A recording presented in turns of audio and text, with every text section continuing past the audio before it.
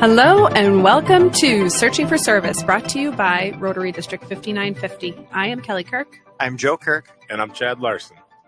Before we dive into who our guest is today, Joe's going to remind us of our show's purpose. Our show's purpose is to connect people of service through stories of service.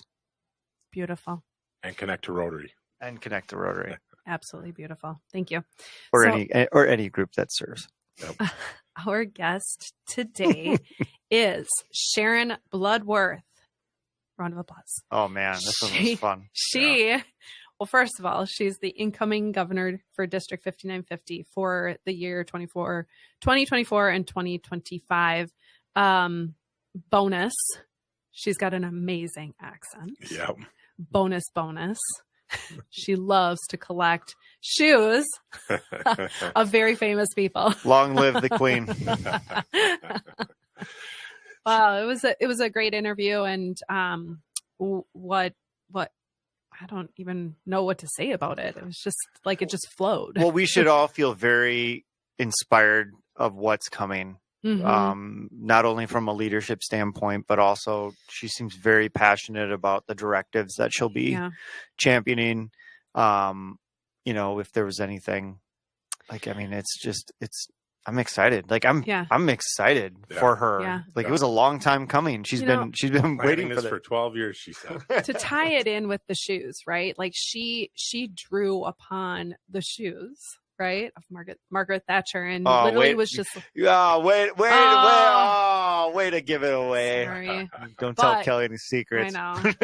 But she took that as an opportunity to go, well, wait a second. If these people, these women are just like, they're here in these outstanding high profile positions. They figured it out. Why can't I do it? Yeah. There's no glass ceiling. There's no, like, I don't have this as like, well, they'll hear more about it in the interview. Yes. Very inspiring. Yes. So. Well, you're going to have to listen. We'll be back after the break. I'm Kelly Kirk. I'm Joe Kirk. And I'm Chad Larson. Hello and welcome back to Searching for Service, brought to you by Rotary District 5950 and Russell Hampton Company. I want to thank them for sending us some swag. They're the #1 printer for Rotary in the country, so they can help you out with any of your Rotary printing needs or your business needs. Thanks, Chad. Yep. Just going to do a quick introduction of our hosts. I'm Kelly Kirk. I'm Joe Kirk. And I'm Chad Larson. And we want to welcome our guest today in studio, Sharon Bloodworth. Thank you. Welcome. We're happy to have you. For those of you who are listening today, you're going to really want to listen in. So Sharon is our incoming governor for District 5950 for this upcoming year, 2024 and 2025. We're very excited to learn a little bit more about that and how your process has been from start to finish. But let's get to know you. Perfect. That's kind of how we like to start everything. So I've heard it was the Spanish Inquisition. Yeah. We're going to really try to trip you up here. Careful what you wish for. So Sharon, let's start with, everybody can clearly hear your accent. So why don't you share with the listeners, where are you from? Oh, brilliant. Well, I was born in the UK, but my dad worked in oil. So I grew up in the Congo, Indonesia, Texas. That's a whole country unto itself. Yes. France, Italy. We moved pretty much every 3 years or so. Wow. So I've spent most of my time actually out of the UK. But I talk to my mother every day, which I think why the accent sticks. I was just going to ask. But they think I sound very American. So yes. Oh my gosh. Very exciting. Mm-hmm. So I think I read, is your 20th year in Rotary. Is that correct? 20th year in Rotary, 30th year in the US. Wow. When did you settle in the Twin Cities? That was about 22 years ago. Wow. So came here with an ex-husband, typical thing. Usually an ex kind of brings you to Minnesota. I was really excited because the only thing I'd seen, it was 90210 with the two kids that were from Minnesota. And I thought, that sounds great. And so, yeah. But however, it's so wonderful that it's always really hard to leave. It's a great place to raise children and, really brilliant. So it's a best kept secret. Yeah. What made you join Rotary 20 years ago? So my old boss was a Rotarian, and I was looking for something charitable to do, but during the day, because I had a young daughter at that point, the club actually met in my building, so I literally just had to fall out of the elevator to go up to it. Very nice. Yeah. But I landed in, club number 9, which is the 9th ever formed out of 40,000 clubs around the world. So I couldn't have been more lucky in kind of hitting that club. And I thought I was really lucky when they let me in originally. I was like, oh, I can't believe that I'm in here. But they've just, it's been unbelievable. So in regards to the amount of years, you've really had a nice opportunity to see the evolution of Rotary as well. What has been some of the things that you have learned in the evolution of Rotary? Oh, well, I remember one of my first meetings. Women were let into Rotary in the 1980s. And I think one of my first meetings was they were pointing out kind of the gentlemen that voted against ladies. Welcome. Yeah. Although, you know what? I love to belong to organizations where that it's hard to get in and that you're not particularly welcome because it's much more fun. Yeah. And I was the first woman in my CEO group as well. So I like that attitude. Oh, love it. And so they were again, Rotary has changed from a very kind of traditional more kind of male based, very, you have to be kind of the peak of your career, and then over the last 20 years it's really become an environment where all are welcome and encouraged, and it's really been through an amazing evolution. And so we still have that fine history of huge mentorship and leadership and community building, but it's been really fun, and it's different around the world. So we have 1.4 million Rotarians around the world, and every country and culture has a different flavor. So, for example, in my hometown in the UK, it's still a men's only club. I went to visit them. I didn't realize that. I went to visit them, and they might not let women in for another 100 years after my visit. But I had a great time, and they were so welcoming, and it was a real giggle. That's good. That's really good. Surprising that after having you come visit, that they didn't maybe have that mindset shift. Oh, yeah. It's kind of interesting. Yeah, but I look forward to seeing them again as district governor and to go and wave the flag again. But they're a brilliant group. And again, every culture and group is different. And that's why there's always a home for everyone in Rotary somewhere. That's right. As soon as I start getting the invites to the mom wine book nights. Okay. I haven't even gotten an invite yet, so relax. There was a group called the Brutarians, and it was Rotarians from all around the district that would get together just to go to the different breweries. That's a good idea. Not quite my flavor. If it's a winery, I would definitely be that's my flavor. But so I am thoroughly impressed with your bio. I've taken a look at that, and I see, obviously it's an impressive background. You've got a large private investment firm, both in Minnesota and Florida, and it's owned by all women, right? Just by me. By just you, okay? Yeah. And so there's a huge leadership component that goes in with that. And so what are some of the commonalities that you see between what you do with your investment firm and then what that means in respect to Rotary as well? So when I came to Minnesota 22 years ago, I kind of started as a director of operations in an investment firm, and since then, again, bought out the owner 6 years ago, and it's made us the largest women-owned private investment firm in Minnesota and Florida, which I'm insanely proud of. But I wouldn't be where I am today if it wasn't actually for Rotary. Do share more. So in the sense that my Rotary Club opened up the community to me. So I got to know kind of who people were and got to know people very quickly. Being president of my club, it meant you were up in front of 150 people every Friday running the program. So I soon learned public speaking skills. And then I just had great mentorship and leadership. I always think that if you have a better skier in front of you, you automatically raise your game. And so, that was really brilliant. And I just thought, just the luckiest thing. And there was a gentleman that I went out to lunch with probably 6 or 7 years ago. It's pre-COVID.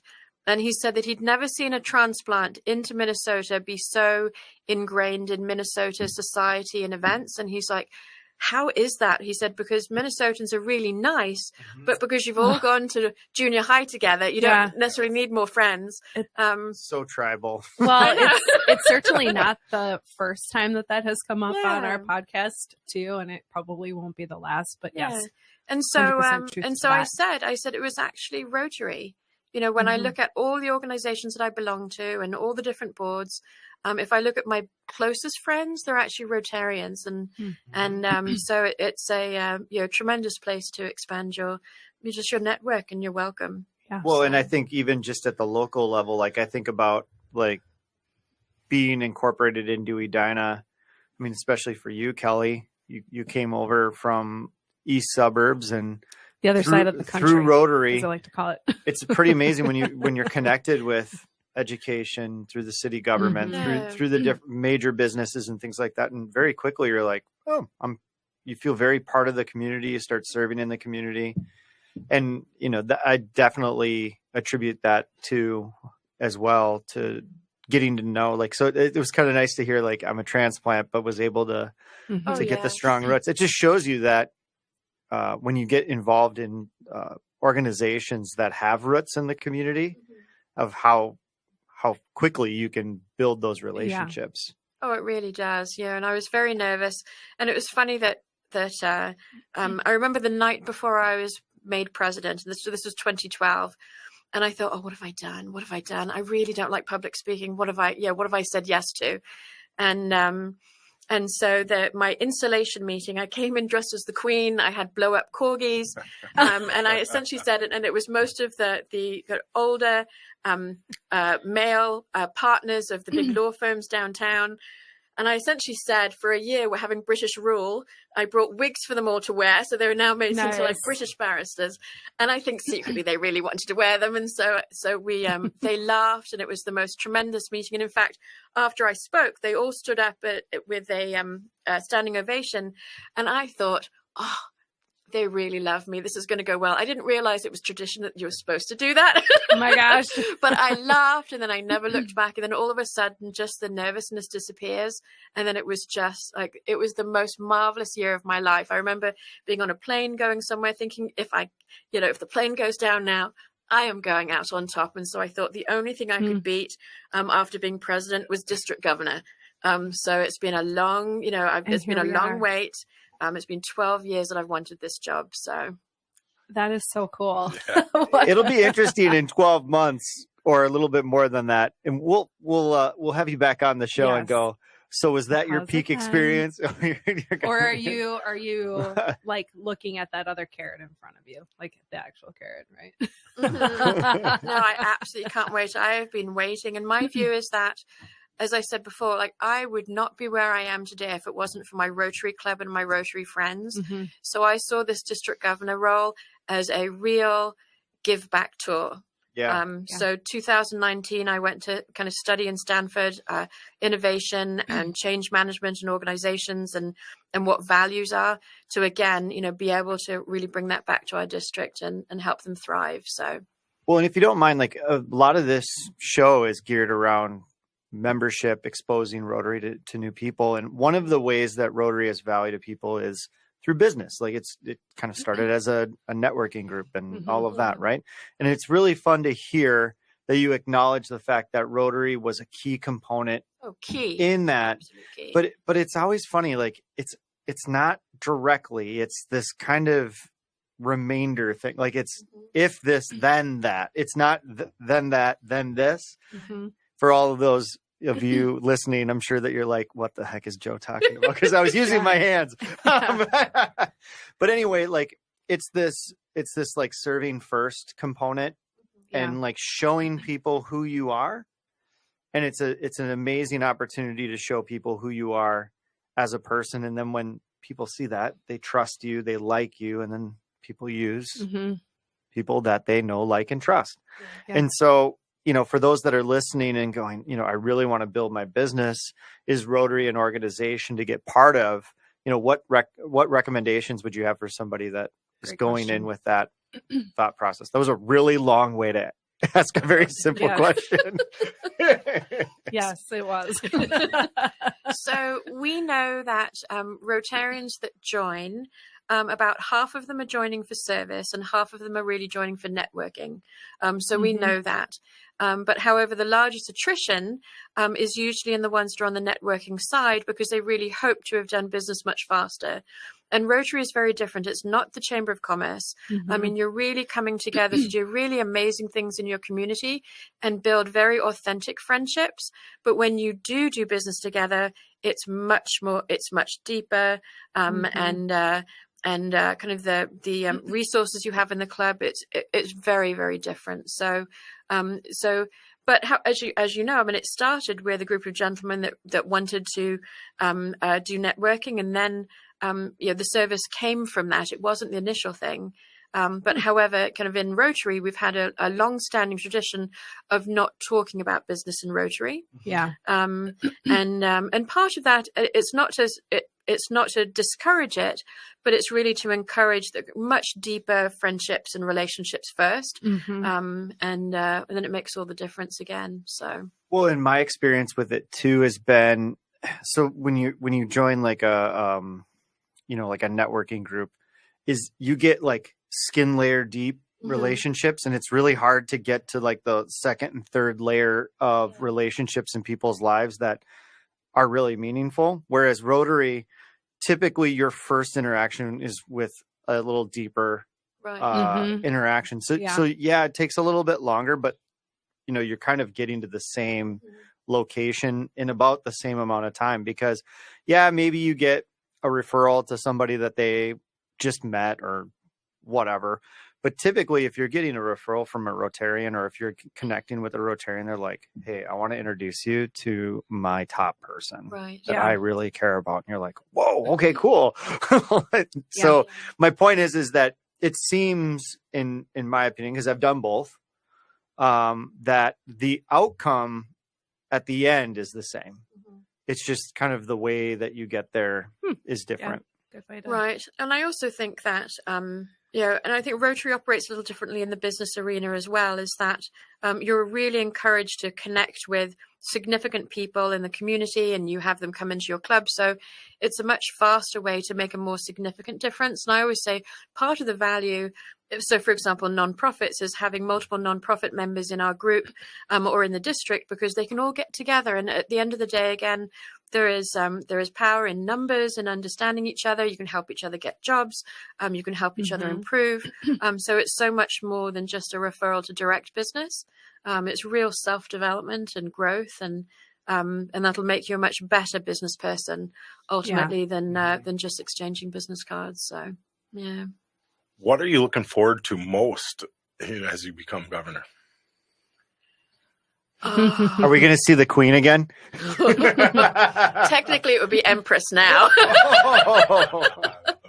Yeah, we have a whole Commonwealth now.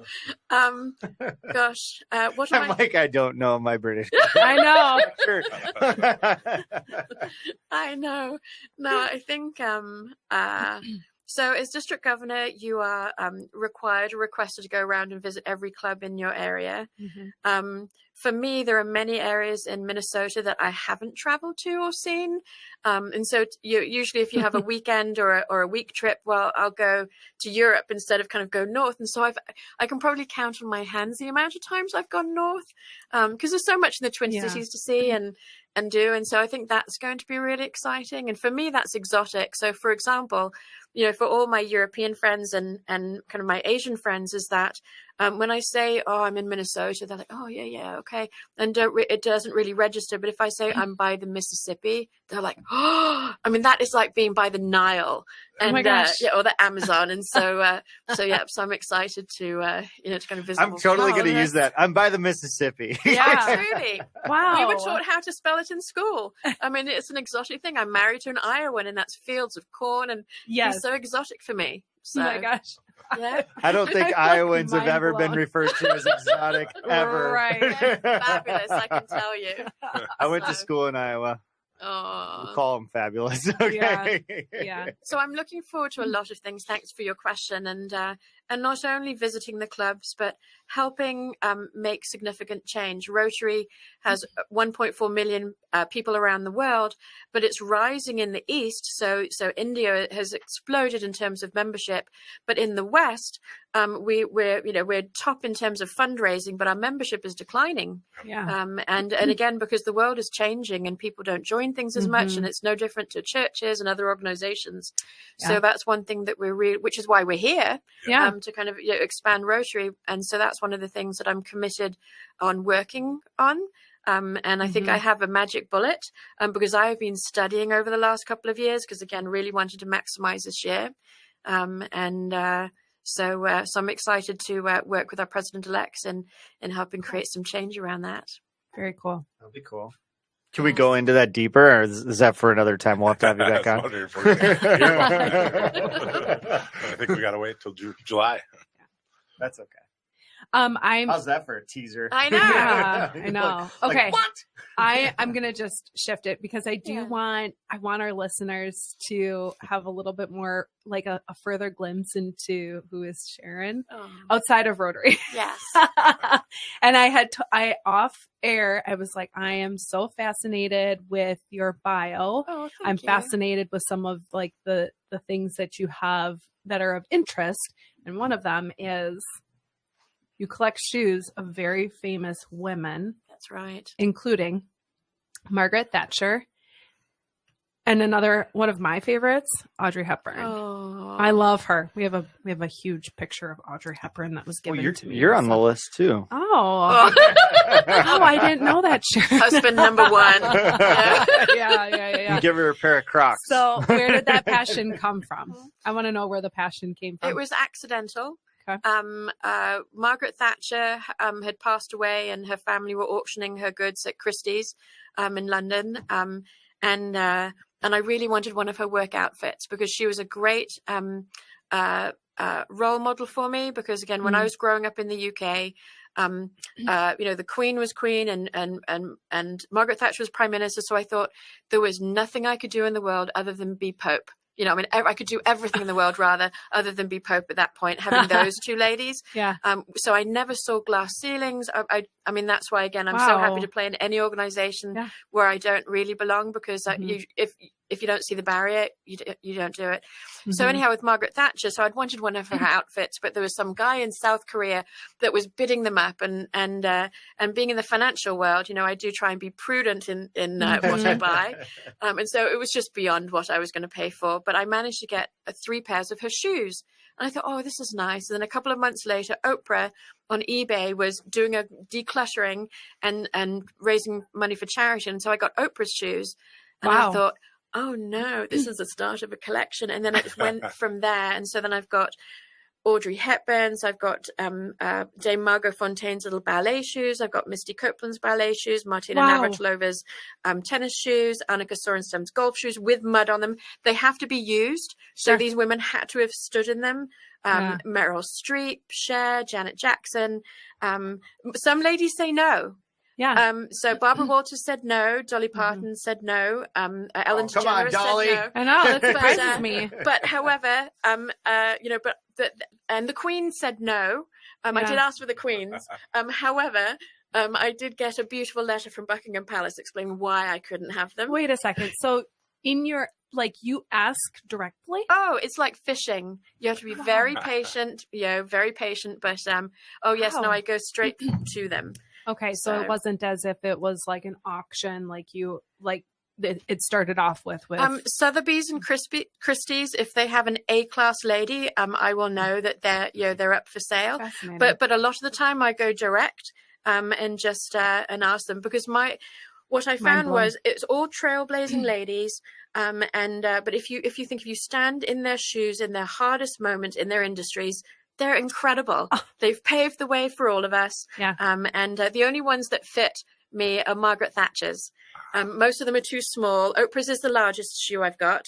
And so occasionally I'll put on Margaret Thatcher's shoes, one of the 3, where again, I think, what would Margaret Thatcher do? She wouldn't be crying right now. She would be, no, she wouldn't, hold it together. Sharon, You seem like such a bubbly, joyous person. I can't imagine you crying. I'm kidding.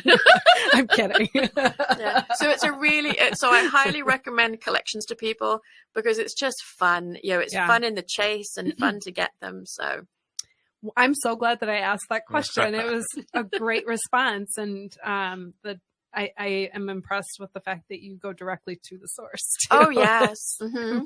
I love the thought process of like, what would they do? And like, you're literally standing in their shoes. You are standing in their shoes. That's actually. And some really of these women have been through like tremendous adversity, and so you think it's so occasionally if I have to speak to really large groups that I'm a little bit nervous about, Margaret Thatcher's shoes work. I love it. And I have a handbag too. So do you display them at home? No, they're all in storage. They've been out for a magazine once, and I have another magazine that wants to photograph them. But ultimately, the goal was to give them to the Victoria and Albert Museum in London. So, but the neatest thing, they had a show of divas that I went around, and they didn't have their shoes, but I had 3 or 4 of them, and I was like, oh, I should really be telling them now they can borrow things. Yeah. So, but, that's so cool. Funny. So yes, That's great. but the hunt is always on. Yeah, no kidding. That's really fascinating. What a great passion project. I also saw, and you mentioned a tennis player. Yes. You work with the top 100 tennis players for financial advice? For financial behaviors, yes. Behavior, sorry. Yeah. How did you get into that arena? I guess, Yeah. So I have a so for example, the Super Bowl, most people get really excited and kind of looking at that and kind of the sport of it. But I always it stresses me somewhat when I see them because again, that the financial aspect of the business is very, very different. And as young people, we're not taught to be really prudent. And you always compare yourself to others with big houses and flashy cars and things like that. And so there's a very high statistic in the NFL of players that are bankrupt, shortly after the money stops. And for me, it's just so frustrating. I think a little bit they're taken advantage of and not given enough education and help. Well, I got this opportunity to help the top 150 women in global tennis. And most of them actually in the top 150 are not US. They're quite often Eastern European. To spend time with them each year at their tournaments in really talking through kind of financial behaviors and helping them think through that, because the wealthier you get, the larger entourage you get. Everybody expects to be paid for, and it's very stressful. And these young women are having to make significantly large kind of investment and kind of investment management decisions alone. And so I love doing that. I do it for pro bono. I've done it for the last kind of 3 or 4 years. And I haven't watched tennis much since the 1980s, kind of this Pete Sampras era. So I don't really know who they are, but the advantage is that then it's just another person in front of you. But it's just very, very satisfying work. And again, it was something that popped up through a client. But it's one of my favorite things to do. And it was really a bright spot during COVID. It's something to do outside of kind of my ordinary day. But I have a huge passion in helping people really, really be financially prudent for their entire lives. And you have and the same with CEOs, they have kind of a pretty narrow window, like tennis players and others of very high earnings. And so you have to be really smart during that time. So. Well, I love that give back, right? And you said it's pro bono, so it's from the goodness of your heart, right?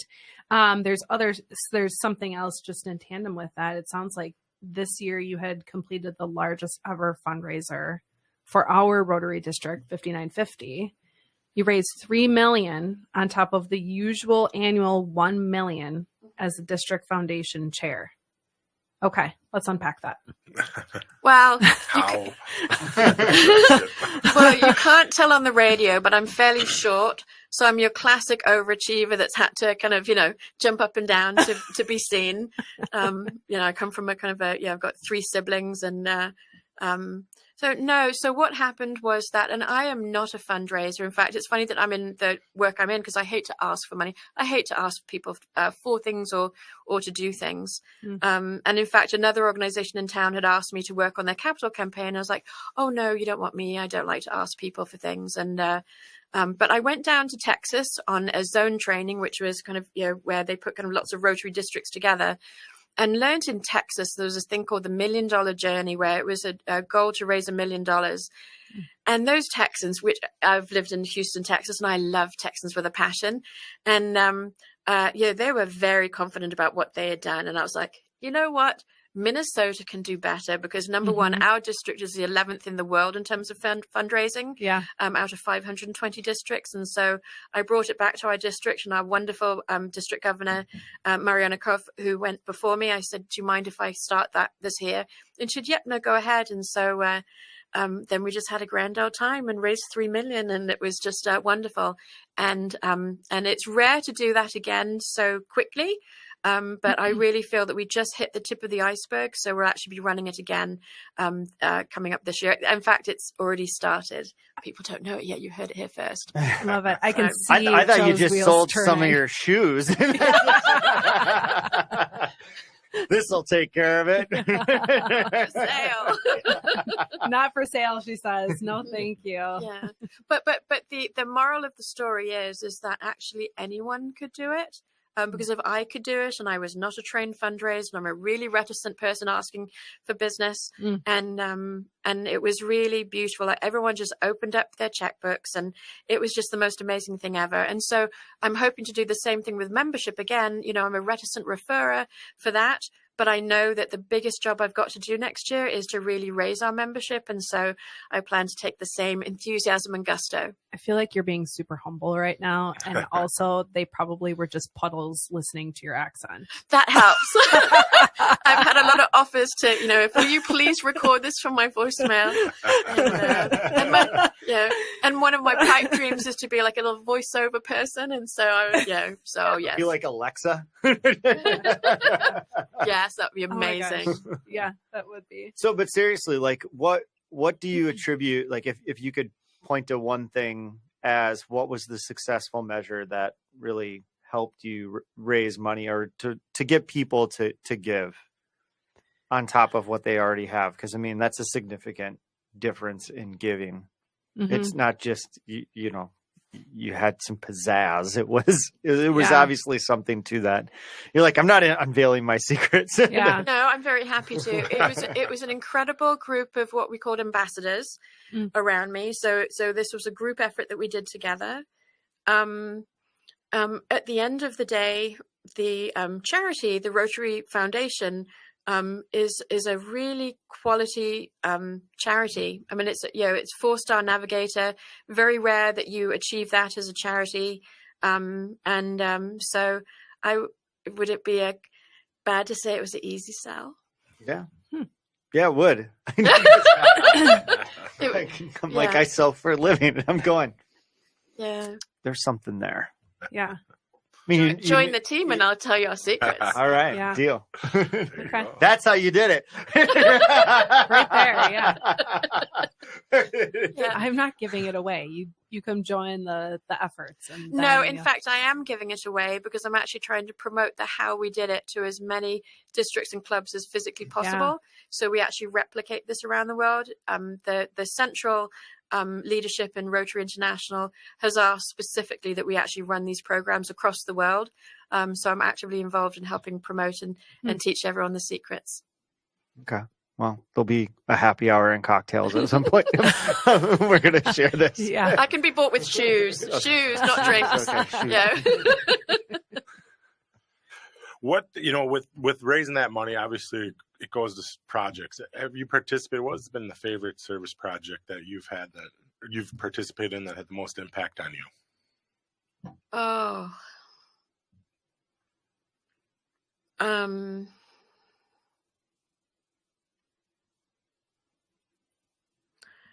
This is called dead air. I know. I didn't mean to okay. stop you. It's called suspense. Yeah. Suspense. Yeah. I can see Brett over there just giggling. He's like, or we could just. Yes. Yours is, where do I even start? I will tell you one little story before I actually answer kind of your thing directly. So, so last week, 2 weeks ago, I was in Orlando, where Rotary International brings all the district governors from around the world, the prospective ones, and then trains us. And so I was having a really nice lunch with a gentleman from Bangladesh and his wife was very friendly, and we were just sitting there having lunch, and he leaned over and he kind of said, there was a project that Rotary did in my country many years ago, and he said it was to build a fish farm.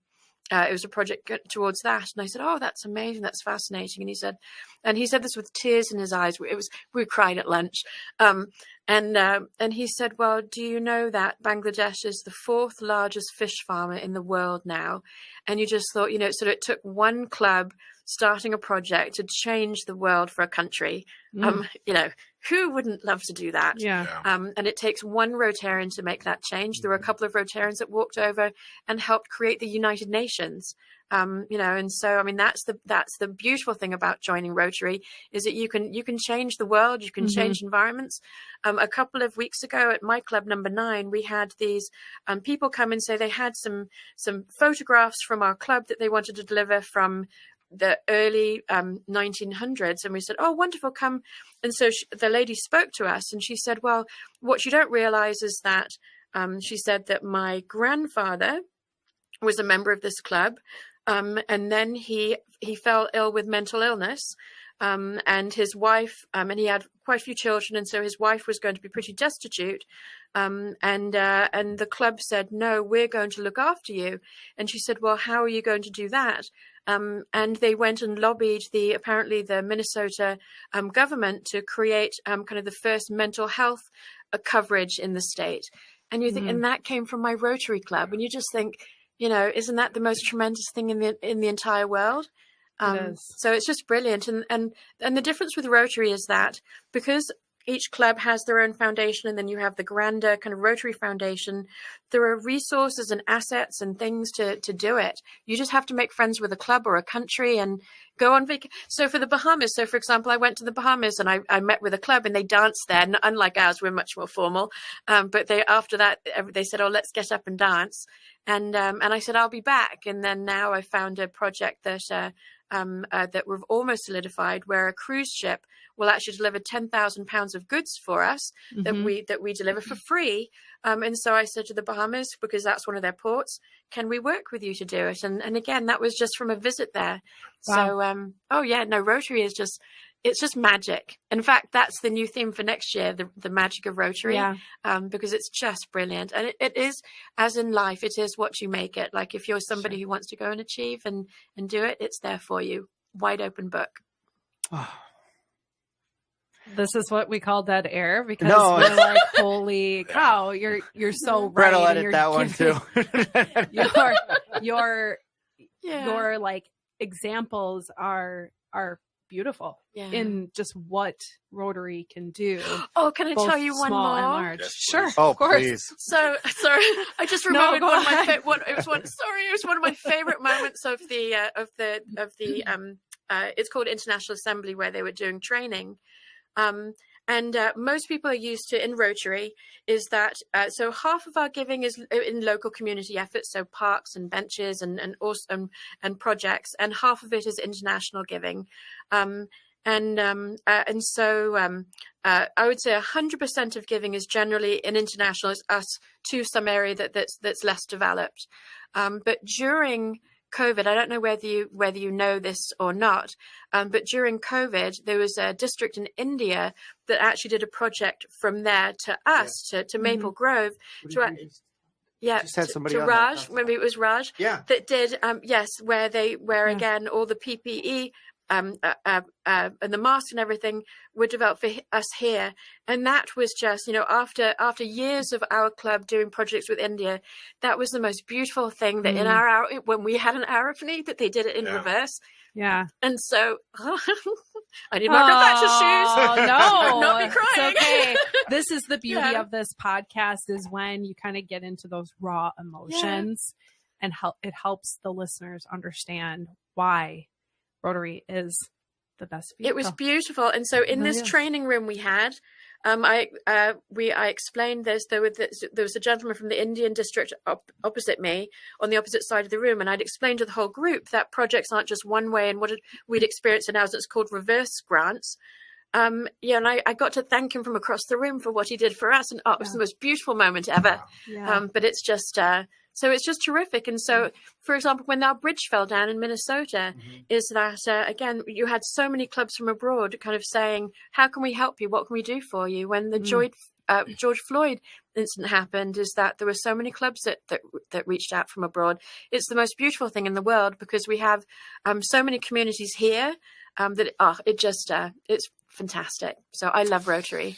Two quick observations. One is, I do think that last story was really great, because we sometimes forget that, we get stuck in this, like we're helping everybody else. And then to have those moments where we're getting help and we're receiving, I think that's so important. And then number two, just an observation about you, is something about you that is so unique is you've removed almost every single boundary in front of you. Like we as people, we put things in front of us. Like I think the thing that I can raise my hand to that that, one, I'm literally sure. like listening to you and going, wow, she does such a nice job. And like, you struggle with things like everybody else, but you find a way to go, no, this is where I want to go. This is what I want to do. This is what I'm doing.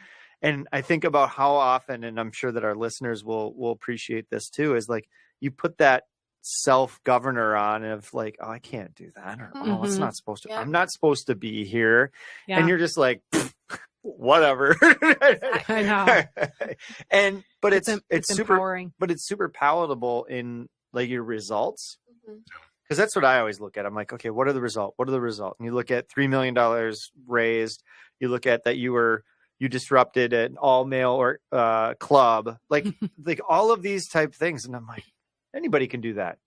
Like, and we just don't, because of the reasons I just said. And limiting so thank you so much for modeling that, because like I'm even taken away and I'm going, yeah, oh crap. Okay. No, you don't play small. Yeah. Right. No, you have to live large. You know, the barriers are only in your mind. And I'm trying to figure out what to collect. It brings you great joy. Truly great joy. Yeah. Kelly's over there like, no, please no. But sometimes you have to find other ways. So, for example, there was a big earthquake in Indonesia where a lot of people were displaced and schools were reduced to rubble, and the government rebuilt the schools but wouldn't rebuild the kindergartens. And so my dad, who lived there, came to me, had a lady over there and said, well, can Rotary help? And Rotary doesn't actually build buildings. They won't do bricks and mortar. And the rationale is, well, then who owns it? And so there's difficulties around that. And so, which you can understand, they will fill it with medical equipment and people, but they just can't build buildings. And so I said, oh, that's not going to be possible. And I took it back, and I thought, well, this was 2007, I think it was, and I was like, well, then I'll do it. And so I thought, and the cost wasn't that expensive. So, like, would I build a fence or get new floors or put on siding on my house, or I could build a kindergarten? And I thought, oh no, I'll go and do that. So I actually took on debt to do it, which is why people think you're nuts. But I was like, yeah, but I would have taken on debt to at that point to build a fence. But what Rotary could do is that the 50 or 100 kindergartens that were around it, they could then put in supplies and put in playgrounds and things. And it was the most beautiful thing. And I didn't go over for the opening because, again, it was really expensive to do that. But I told my dad to tell them that it was with love from America. Because again, if it wasn't for America, I would never have the start I would have. Yeah. Sometimes it's like increasing anti-American sentiment abroad. Whereas if you can tell children, it was actually, no, this is from America and it was with love. Yeah. It's been beautiful. So like 50 kids go through there every year. And I went to see it for the first time in 2018 and I cried and cried. Yeah. So it was the most beautiful moment in my I'm life. getting So chills. yeah. I'm getting chills thinking But about it. That's what Thatcher would do too. So. Oh yeah. Yeah. No, she never cried. You never saw her cry except for the very end when she left office, and even that was behind in a window behind a curtain. So. Mm. But yeah, so you can see there that again there was a roadblock, but you can do your own thing. But still, my club took a high interest in Indonesia as well, so we're still able to do more for all of the others as well, just in how we were able to do it. So yeah. Well, you're going to be a return guest. I'm just going to Aw. tell you.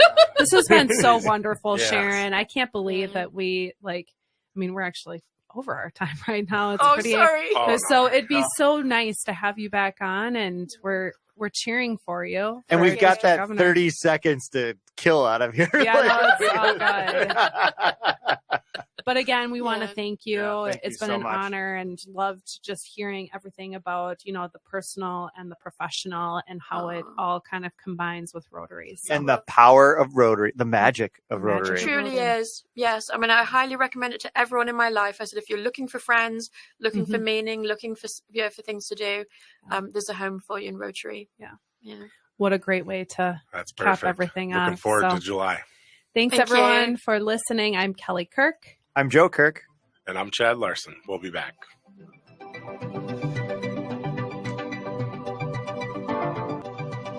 Hello and welcome back to Searching for Service, brought to you by Rotary District 5950. I'm Kelly Kirk. I'm Joe Kirk. And I'm Chad Larson. What a great interview Ooh. with Sharon. We went through a lot. We unpacked a lot. And if you're not jacked, I just know. don't know what to I tell know. you. What was your key takeaway, Joe? She and I mentioned it in the interview, is just this ability to remove obstacles. Mhm. That's an incredibly powerful gift because it just keeps you moving forward. How about you? Kelly? Oh gosh. Okay, my turn. I would say that there was no barrier too big for her, and it's something to just kind of look for. Yeah. It's I was very much inspired by just don't let the barriers stop you. Yeah. And How about you? I think she represents where Rotary is going too. I know Yes. we talk about a lot of things, but overarching, that was the big thing. Yeah. As I was thinking about it, was this is where Rotary is going. This is why I think we like to be a part of Rotary too, is for somebody that sees it in a different way. And my other biggest takeaways, I'm looking forward to, July to hear a little bit more on some of the details. I know. We'll have her back. Yeah, we should definitely have her back. So we just want to, anything else, guys, you want to add? Yeah, I think the importance too, the last little takeaway was just how rooted Rotary was for her being a transplant. Yeah. In my business, and we hear it a lot from people. It's hard to get to know your community. Yes. Okay, if you move here, join Rotary. It sounds like Yeah. it connects you to your community. I can attest to that. I think you can attest to that. Mhm. She can attest to that. Yeah. Wow. So if you hadn't had a chance to listen to all of that interview, go back and hit replay. So we want to take the moment to thank our listeners. And I'm Kelly Kirk. I'm Joe Kirk, And I'm Chad Larson. It's time to stop searching. and start serving. We'll see you next week.